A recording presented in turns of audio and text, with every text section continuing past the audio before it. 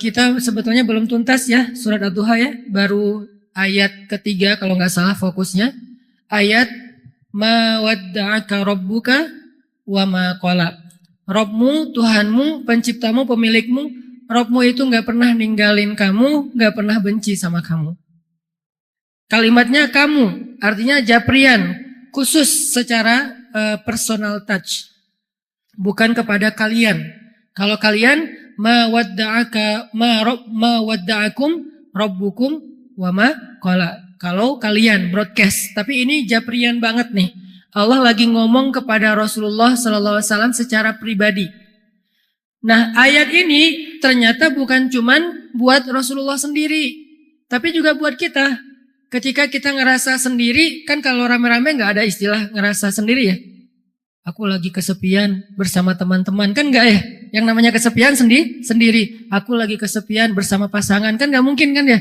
Jadi kalau yang namanya sepi atau kayak lonely gitu pasti sendiri. Sehingga kalimatnya kamu, engkau. Nah, ayat ini selain berlaku buat Rasulullah SAW secara konteks, dia juga berlaku buat kita dalam masalah-masalah pribadi kita. Dalam kasus-kasus kita yang macam-macam tuh. Allah kayak ngasih tahu ke kita, hambaku, kamu jangan patah semangat. Aku gak pernah ninggalin kamu. Hambaku, kamu jangan pundung. Aku gak pernah marah sama kamu. Hambaku, kamu jangan nyerah. Aku gak pernah ninggalin kamu. Hambaku, jangan putus asa. Aku gak pernah marah sama kamu. Jadi kalimat ma wadda'aka rabbuka wa ma qala ini, kalau kita tafsirkan ke ayat-ayat yang lain itu banyak banget.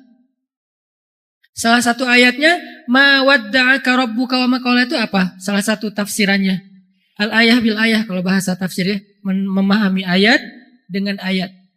Allah gak pernah marah kepada hamba-hambanya. Salah satunya Qul ya ibadiyalladzina asrafu ala anfusihim la taqnatu min rahmatillah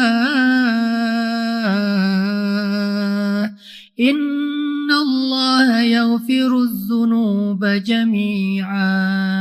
Ini bukti kalau Allah gak pernah marah. Kita udah banyak dosa, asrafu ala anfusihim, yang dosanya itu udah gak kehitung, dosanya itu udah kelewat batas, dosanya itu udah berlebih daripada yang normal orang lain lakuin. Apa dosa yang normal? Dosa lupa, dosa gak sengaja, itu dosa normal. Tapi ini sengaja, dosa besar, berulang-ulang dalam waktu yang cukup lama, bertahun-tahun. Itu namanya asrafu ala anfusihim, udah melampaui batas.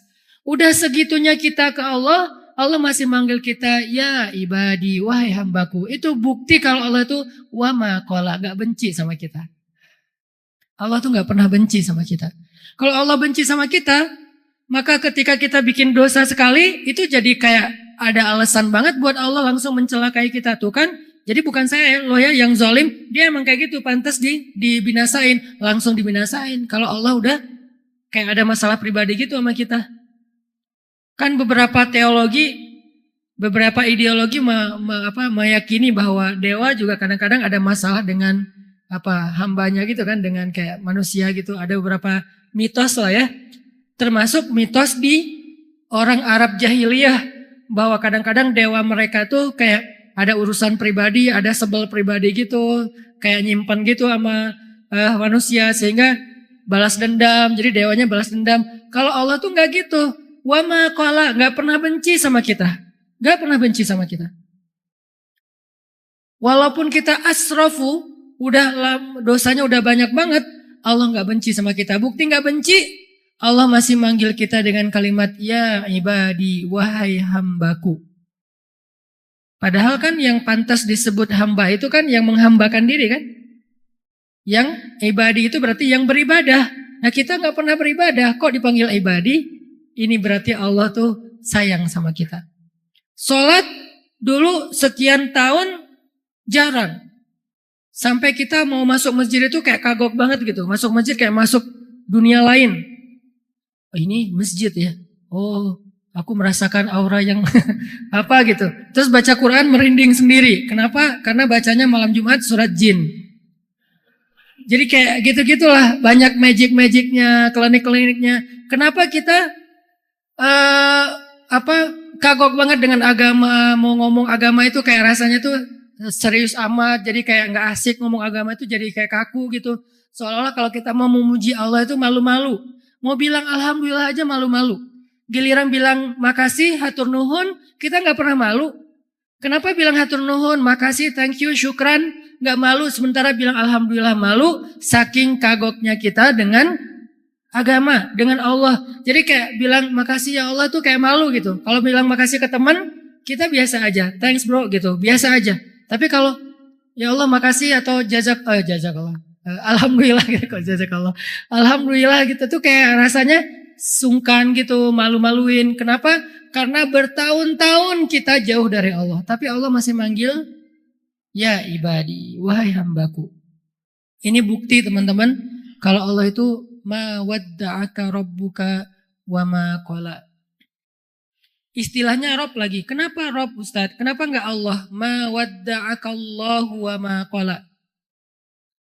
Ini kalau kita mau bedah lebih dalam lagi ya. Enggak apa-apa sekali-kali kayak gitu. Agak-agak mendalam. Nih ya kalau kita bedah. Kenapa ada istilah Rob rububiyah bukan Allah? Ma wadda'aka Allahu wa ma qala. Sebagaimana ketika Allah memperkenalkan diri kepada Musa, yang pertama itu bukan nama, tapi peran. Inni ana rabbuk.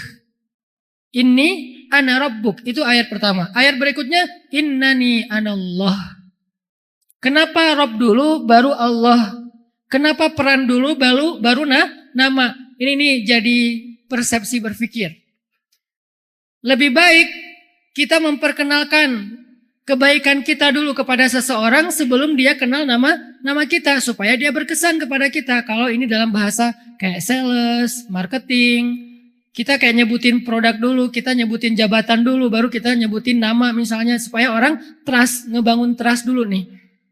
Sama kayak kita sebelum kenal CV-nya, kita jelasin dulu tentang atau kita lakuin dulu sesuatu kebaikan yang membuat orang interest. Sebelum kita jelasin saya siapa, asal dari mana, lahir tahun berapa, apalagi soal tahun lahir ya, ini agak-agak sensitif. Sarah juga nih, lahir tahun berapa, kalau di bawah, kalau angkanya udah kelipatan kepala 3, ini udah mulai agak-agak sensitif nih. Jadi daripada kita nyebutin lahir tahun berapa, asalnya dari mana, apalagi kalau misalnya saya sebutlah pas saya mau nikah dulu. Saya orang Sumatera, mau nikahin cewek Jawa yang karakternya, culture-nya beda banget sama orang Sumatera. Dan dia pribadi juga kayak agak-agak, karena gak kenal kali ya, gimana gitu, agak-agak takutnya orang Sumatera mungkin keras, kan, menurut sebagian orang gak kayak orang Jawa, Sunda yang mungkin lembut, ngomongnya pelan-pelan, gak teriak-teriak, kan ada kesan gitunya ya.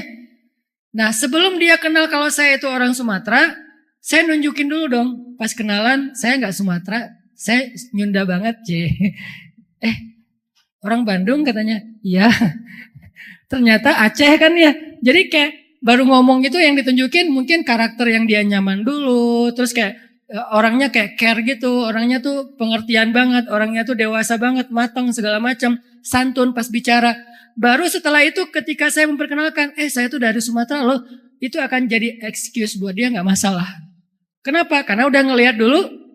Oh iya ya, kamu gak apa-apa deh walaupun Sumatera juga karena kamu orangnya lembut, kamu orangnya santun, kamu orangnya. Jadi Allah itu memperkenalkan diri, ana rabbuk. Maksudnya apa? Rabb itu, akulah yang menciptakanmu. Akulah yang ngasih kamu rezeki. Akulah yang menjaga kamu. Akulah yang nolong kamu. Apa terjemahan dari kata Rabb kalau kita breakdown? Rabb itu kalau di breakdown adalah alam yajidka yatiman fa'awa. Wa wajadaka dhallan fahada wa wajadaka ailan fa'aghna, itulah Rabb. Jadi ketika Allah ngomong ma wadda'aka rabbuka wa ma qala, artinya apa? Rabbmu tidak pernah meninggalkanmu, artinya dialah yang selama ini memperbaiki ciptaan pada dirimu sehingga kamu menjadi seorang sosok manusia yang ideal secara fisik. Nabi kan ideal banget secara fisik ya. Enggak berlebihan, enggak juga pas-pasan, ideal. Karena yang paling bagus itu bukan pol ya. Yang paling bagus itu tawazun.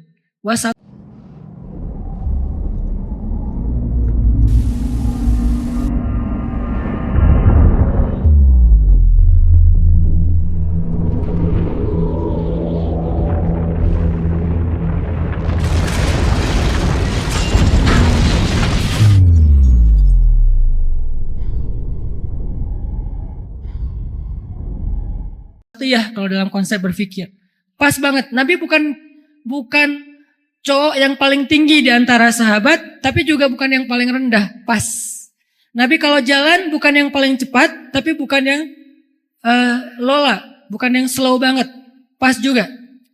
Ideal banget. Nabi itu kalau bicara bukan yang paling teriak, tapi juga nggak terlalu pelan yang bikin apa, nggak gitu-gitu amat juga sih. Pas gitu. Jadi tawazun. Sehingga Allah lah sebagai Rabb yang telah menciptakan kamu dalam tawazun, dalam fisik yang ideal, wahai Muhammad. Allah juga yang memelihara kamu, yang nanti dijelaskan di alam yajid kayatiman dan seterusnya. Allah juga yang melindungi kamu, Allah juga yang menjaga kamu, Allah yang sayang sama kamu, Allah yang begini. Semua itu adalah bukti bahwa Allah ma wadda'aka wa ma qala. Tidak pernah ninggalin kamu, gak pernah benci sama kamu. Ini adalah ayat motivasi. Mudah-mudahan ini jadi booster yang lebih bagus daripada 1 minute booster ya. 1 minute booster kan kadang benar, kadang nggak jelas, nggak inilah ya. Tapi kalau ma wadda'aka rabbuka wa ma qala itu booster banget teman-teman.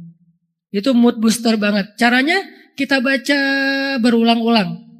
Kalau kita lagi kayak ngerasa kok saya hidupnya gini-gini banget ya, kok Allah nggak nolongin saya, baca lagi. Wadduha wallaili idza saja ma wadda'aka rabbuka wa ma qala. Rabbmu tuh gak pernah ninggalin kamu, gak pernah benci sama kamu. Kok saya kayak hidupnya gak berhenti dari masalah ya?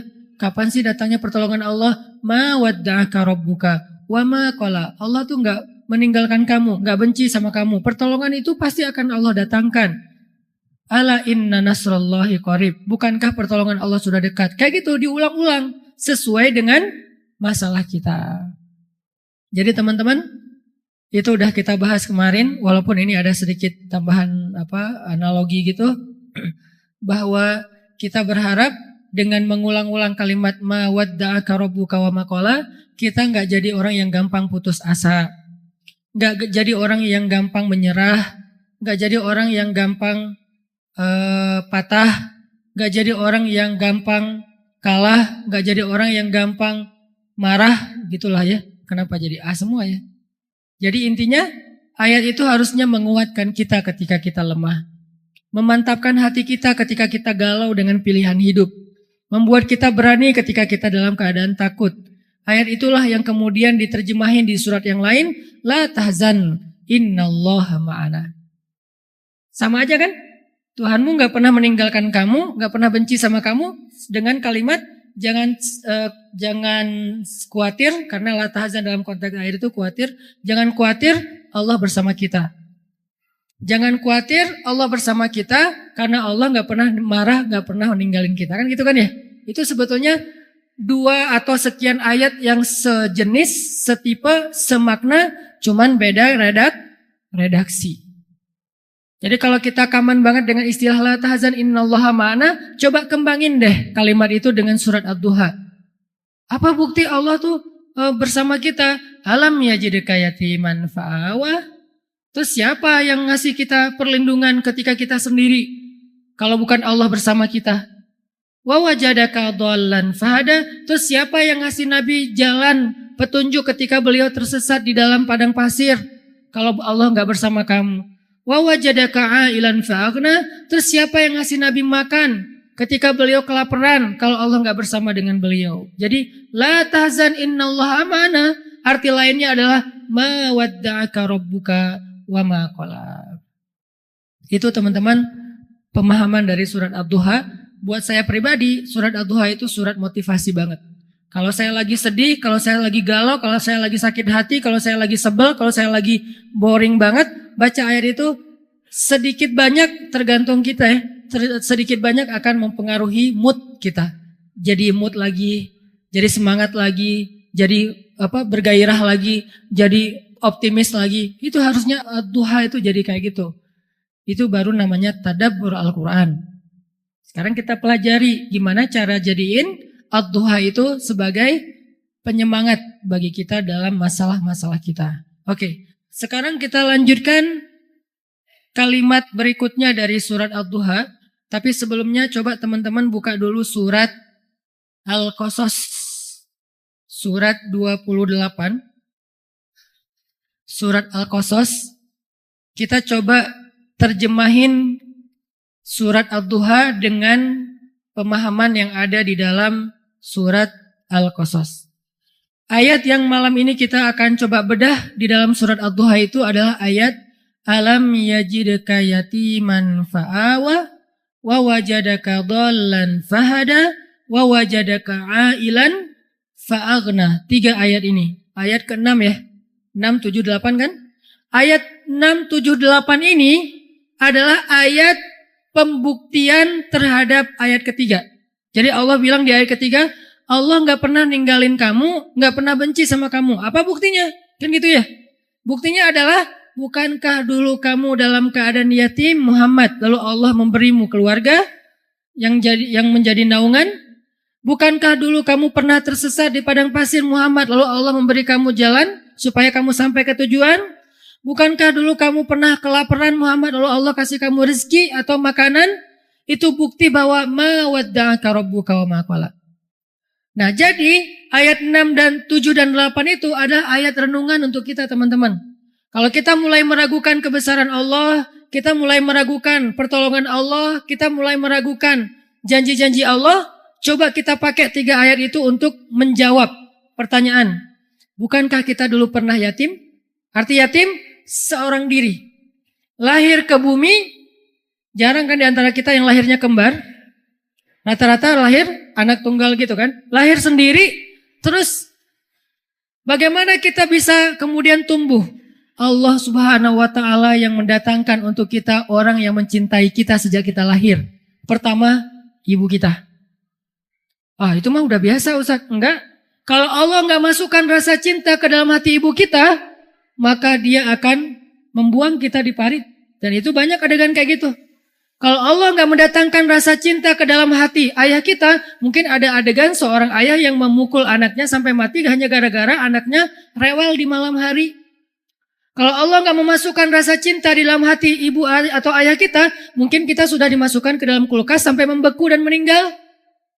Kalau Allah enggak memasukkan rasa cinta ke dalam hati ayah dan ibu kita, mungkin kita akan dibiarkan kelaparan atau ditaruh di rumah yang akhirnya kelaparan meninggal sendiri, orang tua kita pergi.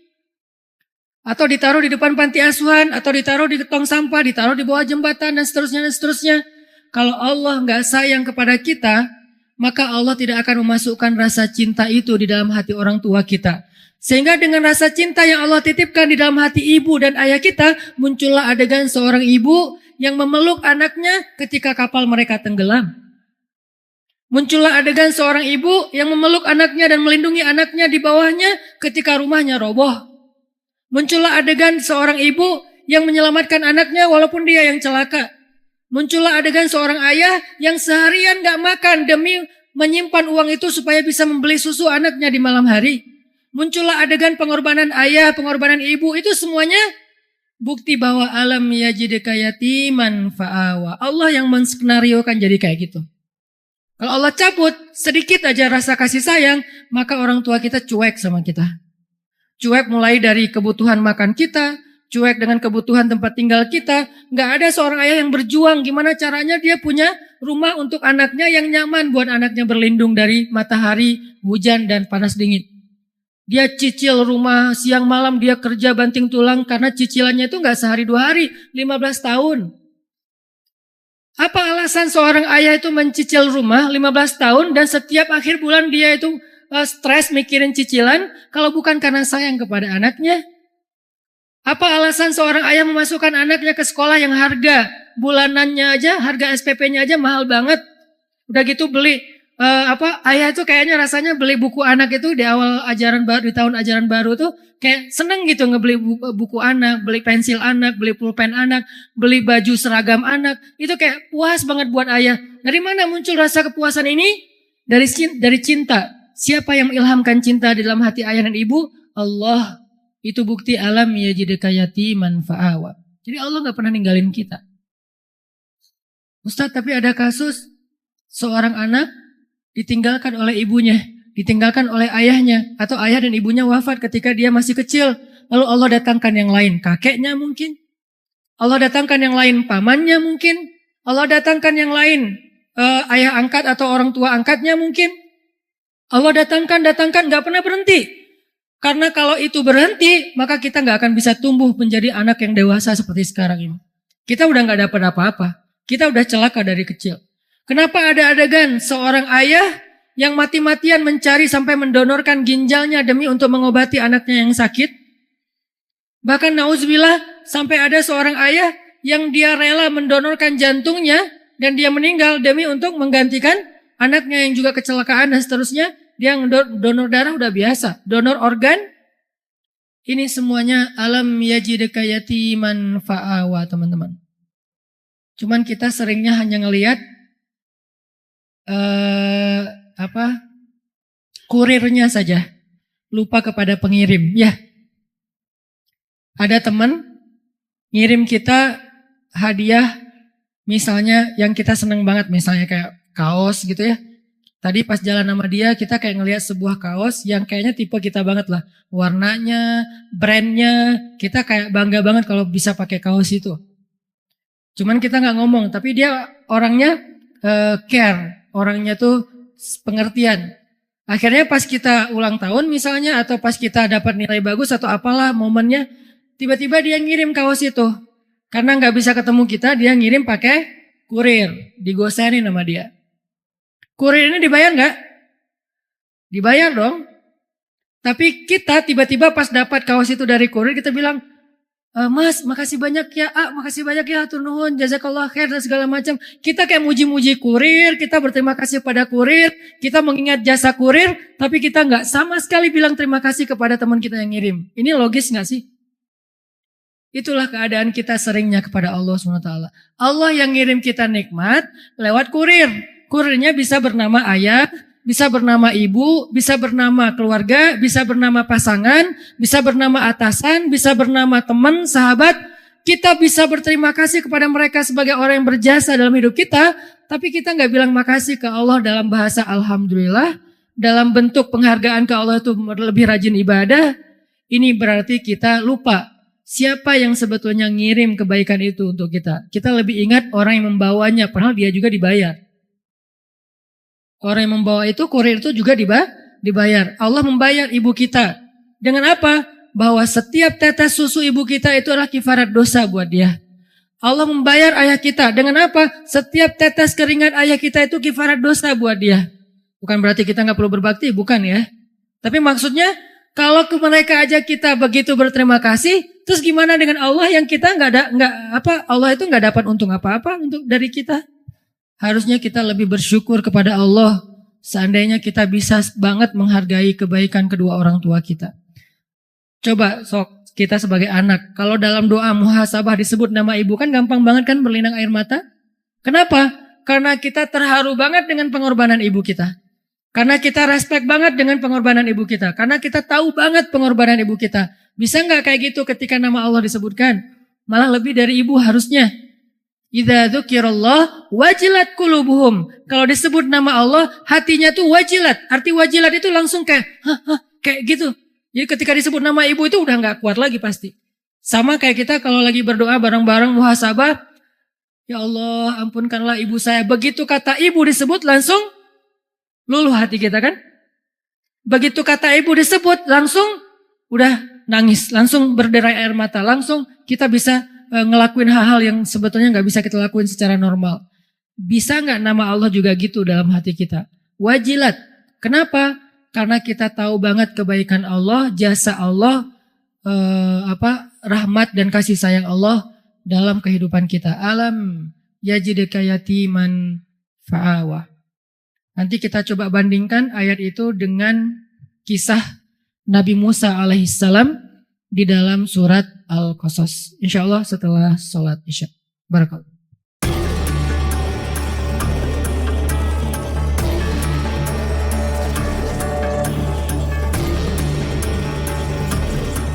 Ustaz Hanan At-Taki membahas surah Ad-Duha, khususnya ayat ketiga yang menekankan bahwa Allah tidak pernah meninggalkan atau membenci hambanya.